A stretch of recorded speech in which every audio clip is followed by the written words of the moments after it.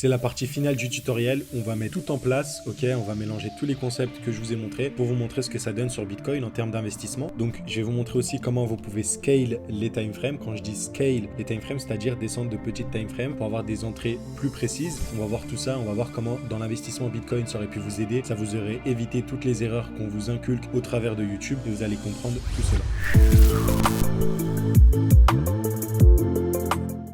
J'ai décidé de revenir en arrière sur le Bitcoin pour voir un peu 2021 et comment on aurait pu profiter de ce bear market. Ok. Premier truc que je vois, c'est que le Bitcoin n'a pas fait de continuation de la structure haussière. Déjà, c'est le premier truc. Pourquoi il n'a pas fait de continuation de la structure haussière? Parce qu'on a eu notre première impulsion, on a eu un retracement, on a eu une deuxième impulsion, mais la deuxième impulsion n'a pas clôturé sur le point au-dessus du point haut de notre dernière impulsion. Tu le vois juste ici, c'est une mèche. Quand c'est une mèche, ça montre que la continuation de la structure haussière, déjà là, elle n'est pas là. On aurait dû avoir un break of structure, on aurait dû casser le dernier point haut pour affirmer cette fameuse tendance haussière, ok? Tendance haussière, c'est comme ça. Donc on aurait dû casser ce point-là, casser ce point-là. Là, c'est pas le cas. Donc déjà, ça nous met la puce à l'oreille que Bitcoin, ça sent le roussi. Maintenant, la plus grosse bêtise qu'on vous avait dit, c'est ça. C'est cette zone de support. On vous a dit, gros support, au pire des cas, rachetez là. Bon, on va voir ce qui se passe un peu sur le prix. On va voir ce que ça donne. Si on voit un peu l'action du prix, on a une bougie, pareil, qui est très intéressante parce qu'on vient chercher le point haut, celui-là qu'on avait créé. Donc ça, j'en ai pas trop parlé, mais voyez-le un peu comme une prise de liquidité. Et vous voyez aussi, au niveau des bougies, on a une grosse mèche et une bougie rouge, ok? Ça veut dire qu'il y a une grosse vélocité vendeuse. Il y a beaucoup de vendeurs qui rentrent sur le marché. Vous allez le comprendre au fur et à mesure. Et voilà. Donc là, ça commence à se confirmer. Prise de liquidité, on commence à revenir plus bas. On pouvait se dire, bah là, c'est bougie rouge à l'origine du mouvement haussier. Ok. Donc, c'est un order block. Je vais acheter là. Pourquoi cet order block n'est pas valide? Parce que quand on regarde au niveau du Bitcoin, dans son impulsion totale, on est dans la zone rouge de l'équilibrium. La zone rouge de l'équilibrium, c'est la zone au-dessus des 0,5, au-dessus de la moitié de l'impulsion. L'équilibre est au milieu. Au-dessus, c'est le premium. Le prix est trop cher. Donc, acheter du Bitcoin dans cette zone-là, malgré que vous voyez un order block, c'est complètement stupide. Cet order block n'est pas valide car il est dans la zone de premium. Mais laissons voir ce que le prix va faire. Là, on va avoir une clôture très intéressante. Je pense que voilà, ça va être celle-là. Et celle-là, elle annonce le début du bear market. Là où les gens vous ont dit, ouais, il y a un support, non. Là, vous voyez que le price action vous dit quoi? Qu'on a un change of character. On casse le dernier point bas. Très simple. Là, vous avez impulsion haussière, retracement, impulsion, retracement, voilà, vous continuez, ok? Vous cassez pas ce point bas ici. On avait créé parce que vous partez plus haut. Vous cassez pas ce point bas parce que vous partez plus haut. Et là, dans le retracement, ce qui se passe, c'est qu'on casse ce point bas. Donc, on n'est plus dans une tendance haussière, mais un début de tendance baissière, ok? On break le low. Donc ici, vous le voyez, change of character. On aurait pu le savoir déjà déjà qu'on n'a pas eu de break of structure, pas de clôture de bougie au-dessus. Donc déjà de 1. De 2, on a une prise de liquidité et une big mesh vers le haut qui monte une forte force vendeuse. On a eu un change of character. Maintenant, si vous achetez sur ce support-là, vous êtes vraiment teubé. Deuxième truc, pourquoi on sait que ce support ne tient pas? Tout simplement parce que cette fair value gap a déjà été comblée. Celle-là, en fait, on l'a comblée juste avant ici. Donc maintenant, elle est plus valide. Si on revient ici, vous dites pas c'est une fair value gap, on va repartir. Elle est invalide parce qu'on l'a totalement comblée. Toute la fair value gap est comblée. On a des mèches qui ont traversé cette dernière. Donc là, vous savez que ce support c'est du bullshit, déjà de 1, parce qu'on a change le caractère, donc on va pas aller plus haut parce qu'on n'est pas haussier, donc on va descendre plus bas. Et surtout, on va pas rentrer là parce que la fair value gap elle est comblée. On continue. Là, on a une tendance, on a un truc baissier. On peut aller en weekly pour voir les zones où on peut rentrer, ok, si jamais on veut short le cours. Mais nous, ce qui va nous intéresser, c'est de voir à quel moment on investit. Bon, là, ils vont vous dire, ouais, le support il a tenu. Là, c'est intéressant. On revient dans la zone de fair value gap ici. Même en mensuel, la zone qu'on a créée des fair value gap, vous avez vu avec cette petite mèche blanche, on revient dedans et après on va pousser plus bas. Et voilà, le fameux support, ce n'est pas une surprise, on est descendu plus bas. Maintenant, ce qu'on aurait dû noter, c'est les zones d'intérêt, tu vois. Les zones d'intérêt, donc on a les zones de FVG ici. Peut-être que cette FVG n'a toujours pas été comblée. On pourrait peut-être partir plus haut. Mais vous allez voir que la clôture de la bougie mensuelle va nous dire que non. On a aussi cette fair value gap, ok. Ça, c'est les 3 points qui m'intéressent sur Bitcoin. Et cet order block. Pour moi, Bitcoin ne descendra pas plus bas. C'est les 3 points d'intérêt sur BTC qui doivent être maintenus. Donc en vrai, c'est pas con d'acheter du Bitcoin à 25 000, ok. C'est pas totalement con. Vous allez voir, il faut être un peu plus malin. Mais ici, c'est d'autant plus intéressant. Là, ça vous donne une bonne zone de DCA et pas d'acheter du Bitcoin sur un niveau de support. Donc là, on va voir. Et ce qui me dérange ici, vous allez le voir. Pourquoi j'ai pas acheté à ce moment-là? Ce que je vais attendre, moi, si on voit une fair value gap, surtout en mensuel, c'est que on mèche, en gros, la clôture de la bougie qui arrive dans la fair value gap, c'est simplement une mèche, il n'y a aucune clôture. Là, vous le voyez, en mensuel, on a une clôture en dessous de la fair value gap, donc le niveau de fair value gap n'est pas respecté, donc ça sert à rien de rentrer dans cette FVG, parce que regardez, la clôture mensuelle, voilà. Si j'avais une clôture comme ça, bah là, je serais rentré ici, parce que là, on a fait une mèche, simplement, et voilà. Ici, vous voyez qu'on a une mèche, et on a tout simplement le corps de la bougie qui traverse la FVG. Mais imaginons qu'on n'avait pas vu ça, on serait quand même rentré, puis c'est pas grave, on serait rentré pour optimiser au 0,5 de notre notre fair value gap, comme d'habitude, 0,5. Donc on aurait acheté du Bitcoin à 24 000. C'est pas déconnant de ouf. Maintenant, vu que cette fair value gap, elle compte plus, on l'a totalement traversée, on a clôturé en dessous, on la ferme et maintenant on a 2 zones en dessous. Et là, ce qu'on va voir, tout simplement, c'est que avec le price action, ici, on va simplement avoir une mèche dans notre FVG. Hop. Et elle va m'intéresser. Moi, ce que je vais faire aussi, c'est aller en petit time frame pour scale la position. Vous allez le comprendre très simplement. Donc là, la fair value gap a l'air d'être respectée, ok? Donc je vais aller en weekly pour avoir des zones plus intéressantes. Donc là, dans ma zone de fair value gap, qu'est-ce que j'ai? En weekly, j'ai peut-être des zones d'order block. Donc je peux noter celle-là, ok? Généralement, l'investissement, tu restes en monthly. Mais si tu veux vraiment timer le market, tu vas en daily, weekly. Et en daily, tu vois des trucs intéressants, hein. On aurait pu... Alors on va noter les deux niveaux là. On a déjà cet order block qu'on peut compter. On a celui-là, ok? Tu le vois. Hop, on a celui-là ici. Et si je les trace tout au bout, vous allez voir qu'on va... Je pense qu'on est revenu parfaitement dedans. Ouais, on est revenu dans celui-là. Et on est revenu dans celui-là. Et on est revenu bien évidemment dans celui-là. Donc là, j'aurais pu noter soit la moitié de la FVG, soit j'aurais pu être encore plus précis et noter un order block qui se conflue ici. Et on a pile poil tapé dedans. Et je pense qu'après, on est reparti, hein. C'est ça. Donc voilà, vous aurez pu commencer à investir dans des zones intéressantes à 25 000, à 16 000. Et vous aurez quand même préparé une cartouche au cas où si on vient dans cet order block qu'on avait capté en monthly. Mais imaginons qu'on a loupé ça. Le marché vous donne toujours une deuxième chance. Le marché vous donne toujours une deuxième chance. Et on peut continuer dans le temps, tout simplement sur le Bitcoin. Vous allez voir, là, on a l'inverse qui se passe. Donc là, on a eu une clôture totalement en dessous du dernier plus bas. Là, on a une clôture au-dessus du dernier plus haut. Donc, au lieu de faire des plus hauts de plus en plus bas, et ben là, c'est l'inverse. On fait un haut plus haut. Caractérisation d'une tendance haussière, ce que je vous ai expliqué dans le premier épisode. Donc, change of character, on est haussier. Maintenant, on sait qu'on va rentrer quoi? Dans la zone de fair value gap qui a été laissée. Ce qu'on va faire, c'est qu'on va aller en weekly, par exemple, et pour repérer les zones. Pour repérer les zones, ça va être très simple, hein. On peut faire du monthly, weekly et pas se prendre la tête. Hop, déjà, le change of character, il est solide et on le voit ici. Donc, on a une FVG. Donc, peut-être que c'est intéressant de rentrer dans la fair value gap. Peut-être. Si on regarde au niveau, on va noter FVG ici, FVG ici. Pourquoi on rentre pas dans la fair value gap ici, les gars? Parce que on sort l'équilibrium. Voilà. Vous avez bien suivi. Le prix est trop cher en haut. On est dans notre impulsion haussière. Le prix est dans un premium.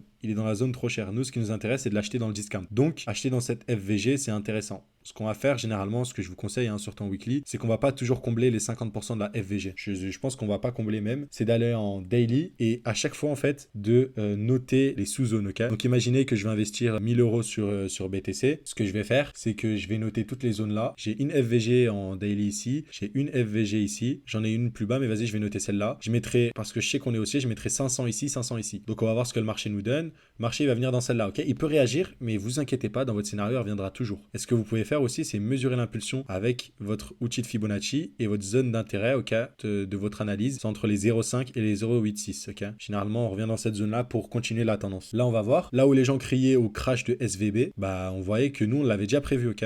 On devait revenir ici. Donc là, on est revenu pile poil ici. On est revenu pile poil là-dedans et on est reparti. Donc là, j'aurais mis que 500 sur Bitcoin, par exemple. Mais c'est pas grave. Ou sinon, j'aurais pu juste acheter tout à un endroit et puis, si ça descend pas plus loin, c'est pas forcément grave. Et donc, vous l'avez vu, ça aurait pu très, très, très bien nous aider. Et l'équilibrium, mettez-le vraiment de partout dans votre, entre guillemets, votre trading. Voilà, c'est ça. Ça va vous donner si vous êtes dans le bon sens. Si le prix il est trop cher, comme vous le voyez ici, si c'est trop cher, ça sert à rien d'acheter, tu vois. Genre là, rentrer dans cette FVG, c'est intéressant. On était dans le premium, etc.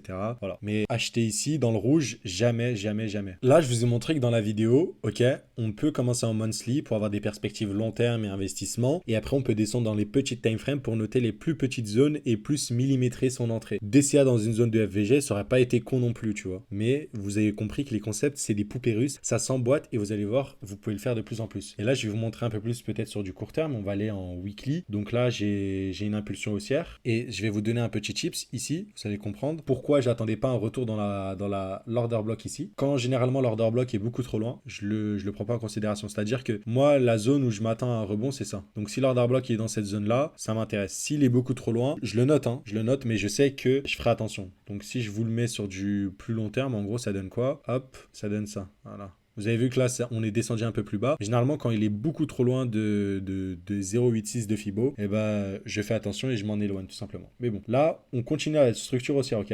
Donc, on casse le dernier point haut. Et là, normalement, on fait des points hauts de plus en plus haut. Donc là, on casse ce niveau-là. On a un break of structure. Donc, on casse ce niveau-là. Donc là, toujours caractérisation d'une tendance haussière. Point haut, retracement. Point haut, retracement. On casse ce dernier point haut, tu vois. Donc, point haut, retracement. Point haut plus haut, retracement. Point, voilà. Ainsi de suite. Vous avez compris dans tous les cas. Maintenant, du coup, ce qui nous d'intérêt serait le price action. Ok, voilà. C'est ça. C'est qu'on veut rentrer dans cette FVG. Elle est énorme, la FVG. Donc, on va aller en plus petit time frame pour voir s'il y a des zones d'intérêt. Déjà, ce qu'on peut faire, si on peut être safe, c'est juste tracer ça, déjà de 1, pour avoir soit les zones d'intérêt. Déjà, on va rentrer ici. Déjà, c'est dans les deux carrés bleus là qui se confluent. C'est dans cette zone-là que je vais vouloir rentrer. Quand je sors mon Fibo, c'est un peu comme je sors aussi mon Equilibrium, ok? Parce que si je veux acheter, c'est que c'est pas le vert, pas le rouge. Donc, si je vais en daily, là, ce que j'aurais pu voir, ok, j'aurais pu me faire avoir. Hein. Et vous allez voir, l'Equilibrium, il va vous enlever tellement d'erreurs. Donc là, déjà, je peux noter en daily, pardon, cette FVG qui va m'intéresser. Et j'aurais pu même noter celle plus basse. Mais vous allez voir ici, il y a une bougie rouge à l'origine d'un mouvement haussier. On peut le considérer comme un order block. Sauf que l'order block est dans la zone de premium. Donc, pas du tout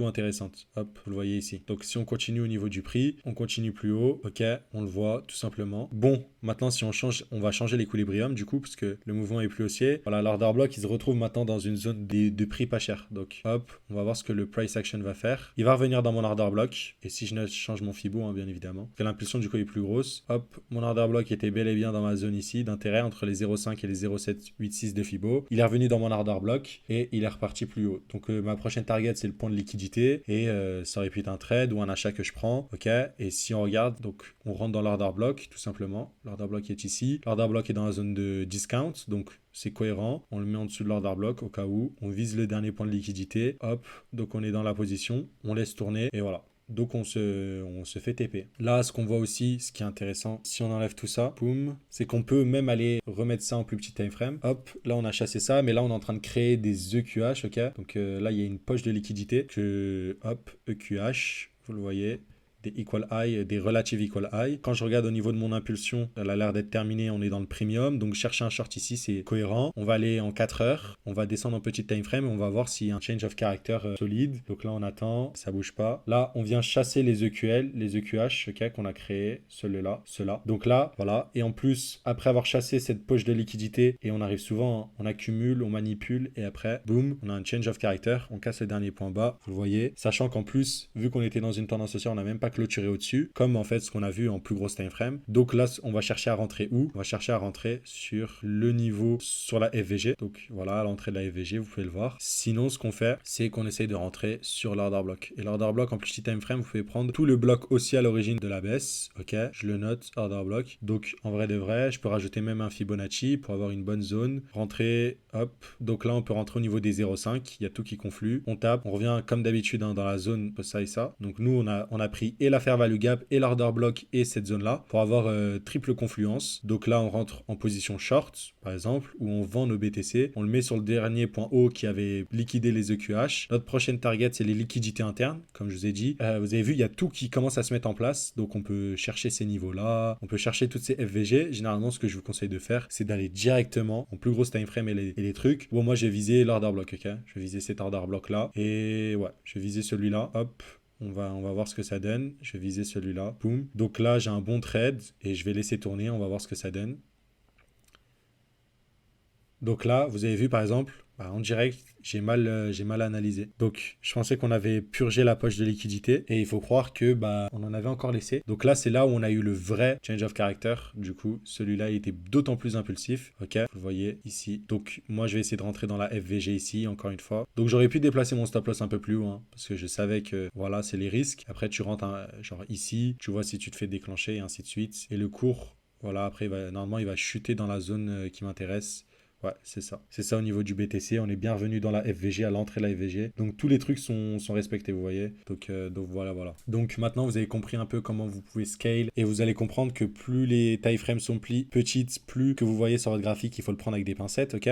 Donc c'est le monthly, ensuite le weekly, ensuite le daily. Et normalement, vous devrez être carré dans vos investissements et votre trading et votre analyse technique. Normalement, vous avez à peu près tout compris. Le dernier piège sur lequel vous ne devez pas vous faire avoir au niveau du change of character, ok. Pour qu'il soit valide, vous allez le voir ici, il faut que ça soit violent. Donc ici, vous le voyez, on n'a pas cassé le dernier point haut, ok, donc voilà. Mais ici, ce qui se passe, c'est qu'on casse le dernier point haut et de manière impulsive. On veut voir des grosses bougies, on casse le dernier point haut, il est ici. On veut voir des très grosses bougies comme celle-là. Donc là, on a fait, si je vous montre la structure hein, que je vous ai montré, hop, tendance baissière. Et là, hop, on a cassé le dernier point haut. Donc c'est valide et c'est, hop, des grosses bougies. Ok, vous l'avez compris. Par exemple, ici, on aurait pu croire que c'était un change of character, mais on n'a pas clôturé. Donc, il n'y a pas les mèches, ça ne compte pas. On veut des clôtures en dehors. Et surtout, quand on veut un change of character, ça doit être impulsif. On veut pas que le truc il nous fasse, tu vois, un truc où ça rame, par exemple. Si on regarde un peu. Donc là, j'ai pas d'exemple sous les yeux, mais il y a aussi une autre erreur que vous devez pas faire, c'est que vous allez voir peut-être des points hauts là, par exemple celui-là qui casse en 4 heures. Mais ça ne veut pas dire que on va revenir dans la fair value gap ici et on va pousser plus haut, par exemple. C'est surtout les time frames qui vous disent ça. En 4 heures, vous allez voir plein de change of character, plein d'order block, plein de FVG. Les plus grosses time frames sont souvent les plus fiables. Donc voilà. Normalement, vous avez toutes les bases nécessaires pour comprendre les vidéos que je vais vous sortir à l'avenir. Donc voilà, en espérant que ça vous a plu. Abonnez-vous du coup si vous voulez plus de vidéos Smart Money Concept sur les crypto-monnaies. Et je vous dis à plus et consultez bien évidemment Jazet Crypto pour toujours plus de connaissances.